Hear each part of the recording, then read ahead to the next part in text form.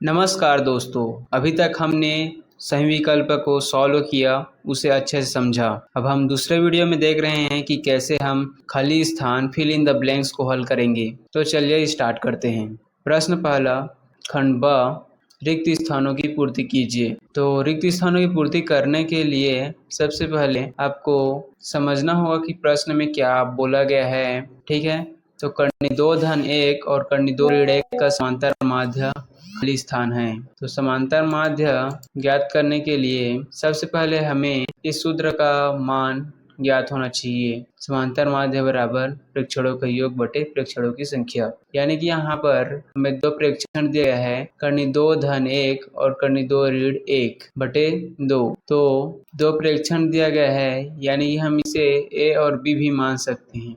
ठीक है, इसको ए भी मान सकते हैं और इसको बी। तो ए प्लस बी बटे 2 भी लिख सकते हैं, या फिर प्रेक्षणों का योग बटे प्रेक्षणों की संख्या। तो यहाँ पर क्या हो रहा है, कर्णी 2-1 धन कर्णी 2-1 बटे 2। तो ये कैसे हुआ, ये यहाँ पर ए मान लिए ए प्लस बी बटे 2। यहाँ 2 क्या है, प्रेक्षणों की संख्या। यहाँ पर 2, 1 और 2, इसलिए 2 संख्याएं दिए गए हैं, इसलिए प्रेक्षणों की संख्या 2 है। तो कर्णी 2 और कर्णी 2 को जोड़ दिए तो 2 कर्णी 2 हो गया। यहाँ पर सामने में कर्णी के कुछ नहीं है, यानी कि 1 है। तो 1 और 1 2 और कर्णी 2 की 2। जैसे कि हम हल करते हैं, उदाहरण बता रहे हैं कि 4x धन 5x क्या होगा, 9x होगा। उसी तरह कर्णी 2 को हम x मान कर भी चल सकते हैं, या फिर कुछ नहीं माने। ये तो मैं एग्जांपल दे रहा हूँ, आपको ऐसा कुछ नहीं मानकर चलना है। यहाँ पर आपको नॉर्मली सॉल्व करना है। 1 और 1 2 हो गया, कर्णी 2 धन कर्णी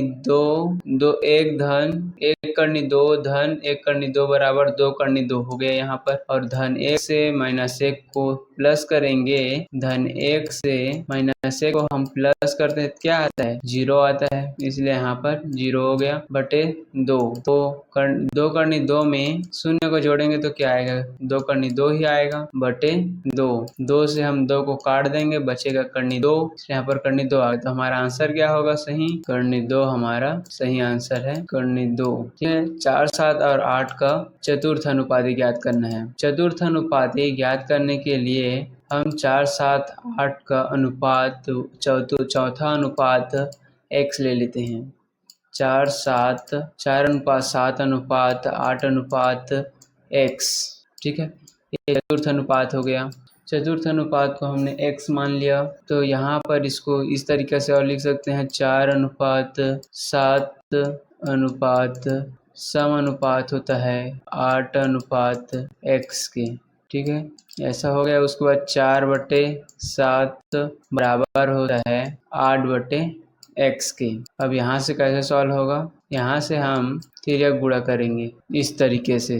पहले से मैंने बना कर रखा हुआ है, 4/7 बराबर 8/x। ठीक है, तो यहाँ पर तिर्यक गुणा यानी कि तिरछा गुणा करते हैं। यहाँ 4 से x और 7 से 8 का गुणा हो गया, तो 4x और 7 गुणित 8, इसको हम तिर्यक गुणा बोलते हैं। तिर्यक गुणा ये आपने 9वीं से या 8वीं से सब सीखा होगा। तिर्यक गुणा यानी कि तिरछा गुणा। तो x यहाँ है, वो दूसरे साइड जाएगा तो नीचे, तो 4 नीचे आ गया, 7 गुणित 8, इसको हम 7 गुणित 8 56 लिख सकते हैं। इसे घटाने में कॉम्प्लिकेटेड जा रहा है, इसलिए हम आसानी से 4 एकम 4 और ये 8 आया है, इसको 4 दूनी 8, तो 7 गुणित 2 बराबर होता है हमारा आंसर 14। क्लियर करता हूँ और अच्छे समझ में आ जाएगा।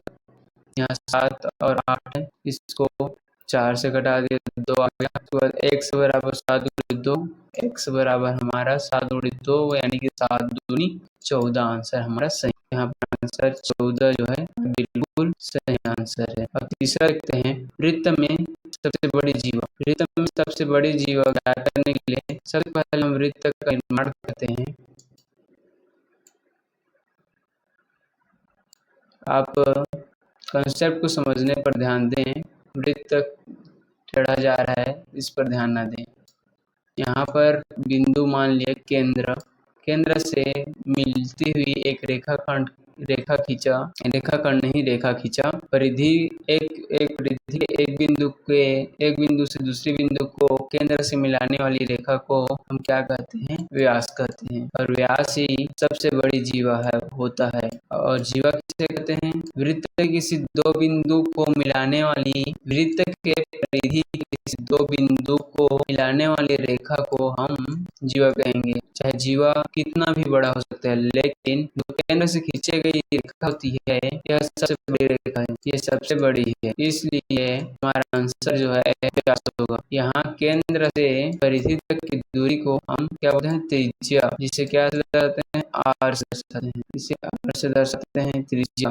व्यास जो है 2r होता है, यानी कि त्रिज्या का 2 गुना होता है। बिल्कुल समझ में आ गया होगा, तो हमारा आंसर वहाँ पर व्यास हो जाएगा। चौथा, sin 90 डिग्री माइनस 63 डिग्री का मान क्या होगा? इसका मान क्या होगा? मान ज्ञात करने के लिए हमें ज्ञात होना चाहिए पूरक कोण क्या होता है। पूरक कोण का मान सबसे पहले बता दूं, sin 90 डिग्री थीटा बराबर cos theta, cos 90 degree theta बराबर होता है sin थीटा के, और tan 90 डिग्री थीटा बराबर cot थीटा, और cot 90 डिग्री थीटा बराबर होता है tan थीटा के। उसी तरह sec 90 डिग्री थीटा बराबर हो जाता है cosec थीटा के, और cosec 90 डिग्री थीटा बराबर हो जाता है sec थीटा के। ठीक है, आपने नोट किया होगा। नोट नहीं किया है या ध्यान से नहीं सुन पाया तो पॉज कर पीछे कर आप फिर से सुने, आपको बिल्कुल समझ में आ जाएगा। ठीक है, अब 5वां देखते हैं। दो विषम संख्याओं का जोड़ सदैव क्या होता है? तो चलिए देखते हैं क्या होता है। दो विषम संख्याओं का जोड़ हमेशा सम होगा। कैसे होगा? तो उसे समझने के लिए ये देखो, 1 धन 1 बराबर 2, और क्या जोड़ है बताइए? 5 धन 5 6 10 होगा, 7 और 7 14। ये तो आपको बता दिया। विषम संख्याएं वे होते हैं जो 2 से पूर्णतः विभाजित हो जाए, यानी कि शेषफल बचना चाहिए, शून्य बचना चाहिए, और जो 2 से पूर्णतः विभाजित ना हो वह विषम संख्या होती है। ठीक है, तो यहाँ पर हमारा आंसर क्या होगा? दो विषम संख्याओं का जोड़ हमेशा यानी सदैव सम होता है। उम्मीद है कि आपने सभी प्रश्नों को अच्छे से समझा और हल किया होगा मेरे साथ। तो आगे हम प्रश्न पहला का खंड ब सॉल्व करने वाले हैं, तो उसे आप अच्छे से समझेंगे। तो वीडियो को लाइक और शेयर जरूर करें, जिससे मैं जल्द से जल्द वीडियो बनाने में एक्साइटमेंट के साथ आपके साथ बहुत अच्छी तरह से प्रस्तुति दे सकूं। मिलते हैं अगले वीडियो में। Thank you.